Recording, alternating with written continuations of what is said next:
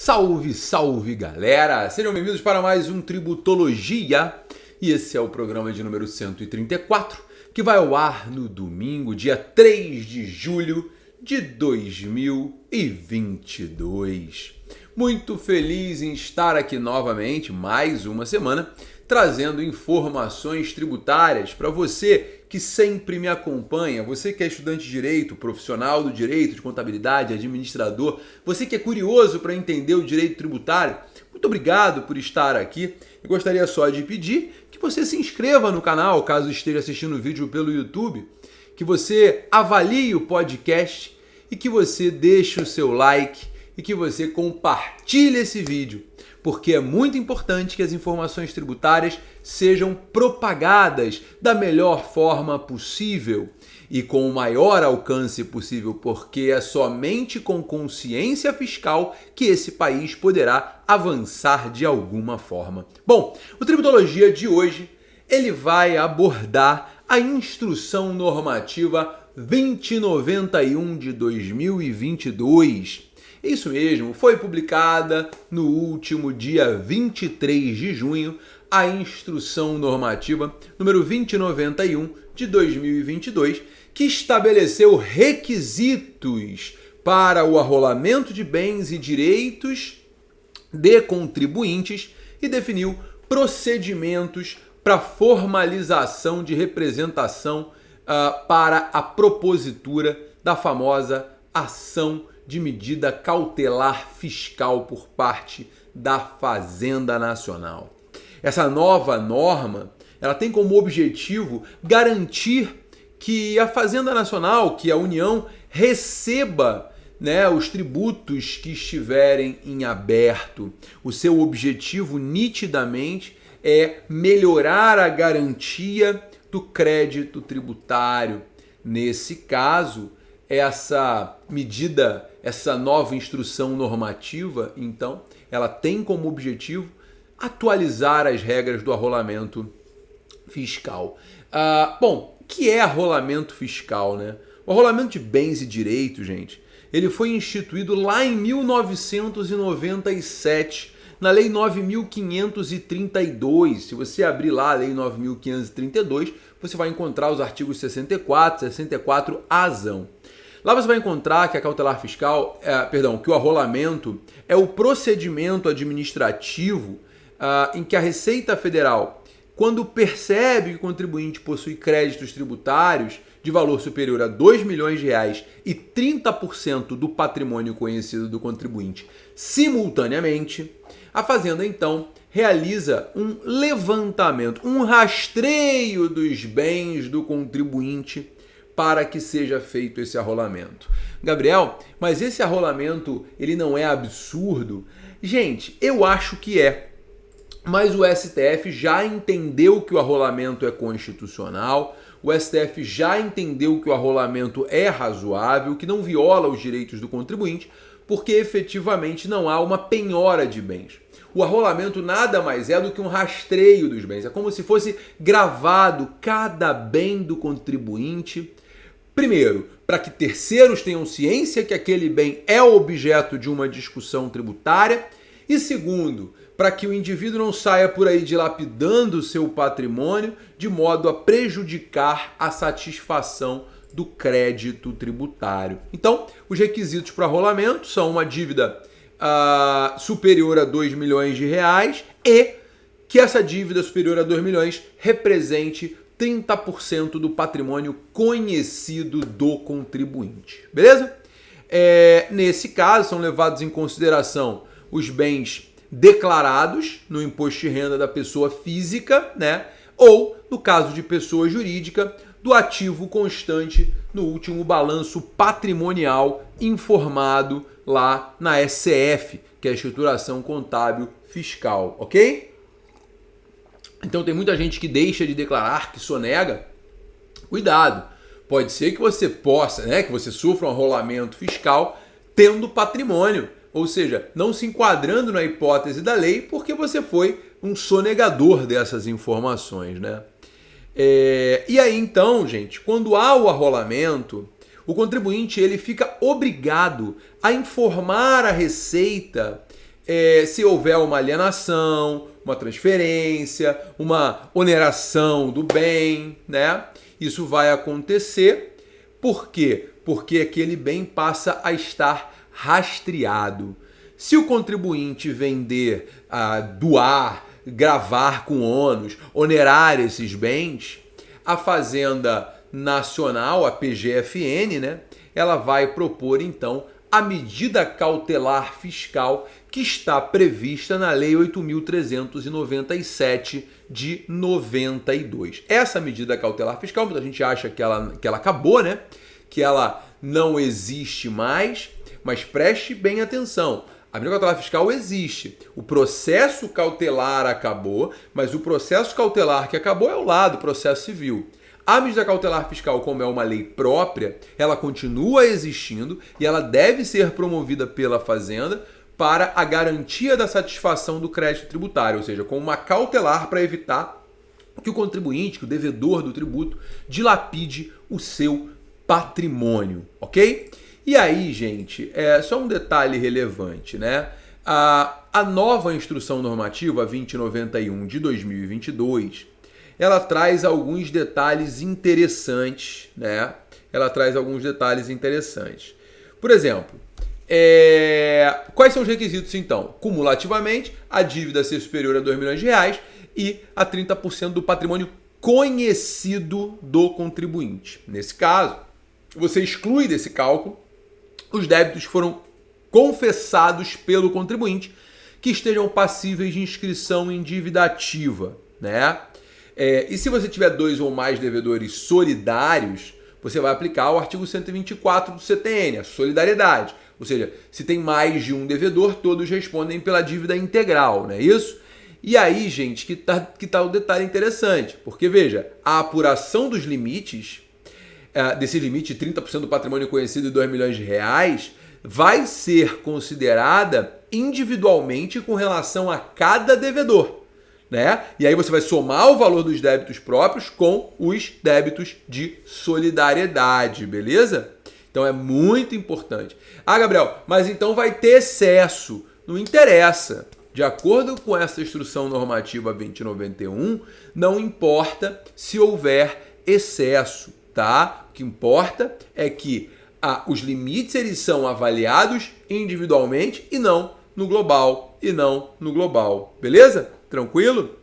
É óbvio, né, que o valor dos bens ou direitos arrolados vai se limitar, claro, ao débito que respondem, né, os devedores solidários. Não pode haver um arrolamento de bens em valor superior à execução.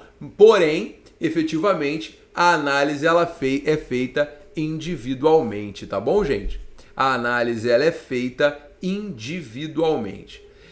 É muito importante que você tenha em mente que são arroláveis, né, os bens em valor suficiente para satisfação do crédito tributário próprio de responsabilidade, excluídos ali, né, depósito judicial, depósito administrativo e tal. Agora, preste bastante atenção. Você, quando fala desse arrolamento, se houver, por exemplo, a morte do devedor, né, que esteja com os bens arrolados, o arrolamento vai então para o espólio. Ou seja, você realmente não vai fugir disso pela morte. Muita gente acha, morreu, acabou. Não, acabou não. O arrolamento vai ser transferido para o espólio. Beleza, gente? Tranquilo? Você tem uma ordem de prioridade, né? Bens imóveis não gravados, bens imóveis gravados e demais bens passíveis de registro público. Excepcionalmente, você vai ter outros bens que não sejam passíveis de registro público. Mas é muito difícil você arrolar um bem que não seja passível de registro público, porque você não tem como garantir que ele não vai ser vendido sem que haja uma informação à Fazenda. Você não tem efetividade prática disso, né? Por isso que é tudo aquilo que está registrado. Então, normalmente pega o imóvel, e veículo, né? Veículo sempre, porque veículo está sempre sujeito a registro, tá? Você acha lá os bens no Detran e etc., gerando essa possível restrição, esse possível arrolamento. Restrição é uma palavra complexa de usar, gente, porque veja, Não há uma restrição à venda do patrimônio, não há uma restrição à alienação de bens. O que há no caso do arrolamento de bens é só uma marcação. É como se fosse botando aquela marca no gado, sabe? No boi, que marca o boi. Então, a fazenda está marcando o boi. Olha, você não pode mais vender esse bem sem me avisar. É só isso. Não pode mais vender esse bem sem que eu receba a informação completa. Tranquilo, gente? Beleza? Legal? Bom, preenchidos os requisitos, né? É feito o arrolamento que vai permanecer até que seja determinado que o tributo é devido ou não. Então, até o término da discussão, você efetivamente vai ter esse arrolamento em dia, né? Esse arrolamento, então, ele vai ser lavrado um auto à parte, que é um termo de arrolamento de bens e direitos, TABD, e o contribuinte vai ser notificado. O contribuinte cientificado pelo auditor da Receita Federal, ele efetivamente vai poder se defender e esse arrolamento, por sua vez, vai a registro. Ele vai a registro. Beleza, gente? Tranquilo? Fácil? Não há dúvidas? Até aqui, então, a gente tem claramente essas normas de arrolamento muito repetitivas com relação àquilo que já estava previsto na lei. Com relação àquilo que já estava previsto na lei. Beleza? Bom, então, feito o arrolamento, né?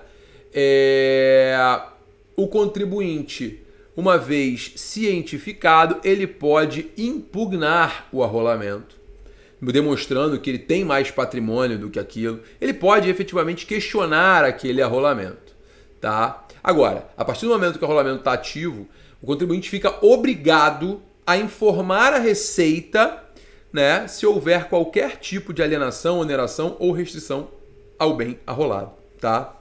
Se ele não fizer isso, no prazo de 5 dias, contado da ocorrência do fato, ele pode sofrer uma representação para a propositura da medida cautelar fiscal. Beleza? Então, essa informação, ela é muito importante, tá? Gabriel, se os bens forem arrolados, pode haver uma substituição de bens arrolados?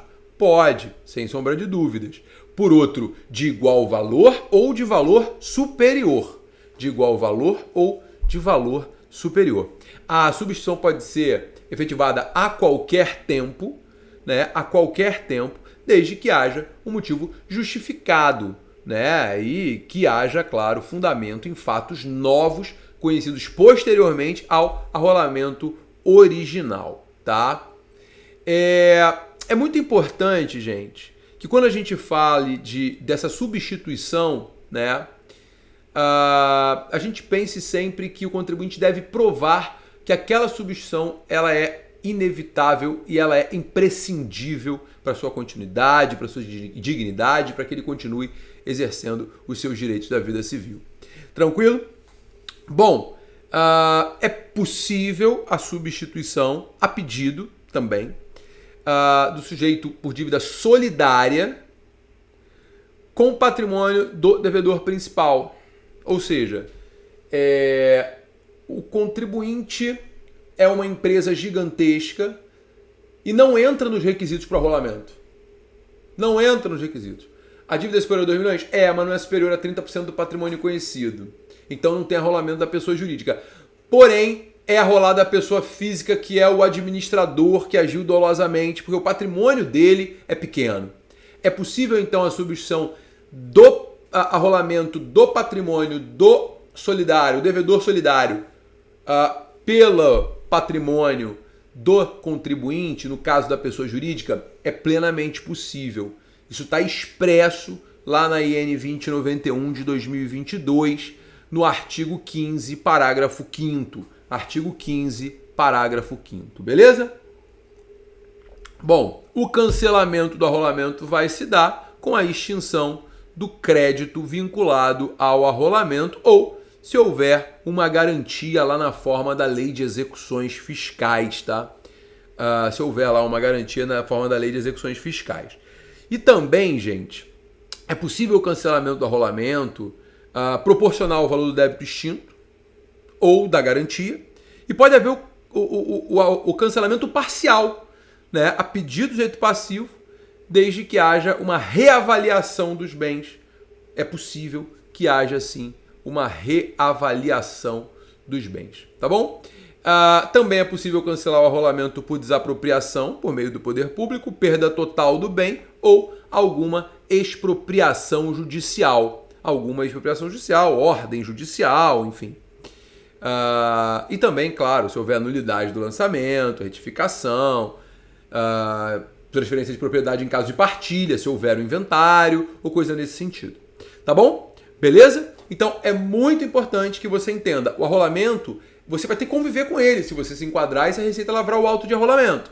Por quê? Porque efetivamente o STF entendeu que o arrolamento é constitucional. Porque não é uma penhora. O indivíduo não fica impedido de vender. O que ele fica impedido é de efetivamente vender sem informar ao fisco no prazo de 5 dias. E aí o fisco vai poder se manifestar, vai poder questionar, vai poder perguntar por que ele está vendendo, pode até buscar numa cautelar fiscal que ele seja impedido de vender. Então fique atenta que quando o cinto aperta, a Receita parte para rolamento, para cautelar fiscal. Fique muito atento a essa questão da declaração de bens, declaração de ativos da empresa, para que o arrolamento não te pegue de surpresa e impeça a sua continuidade, a continuidade da sua atividade. Ok? Bom, era essa a informação da semana. Foi um Tributologia muito mais informativo e menos opinativo.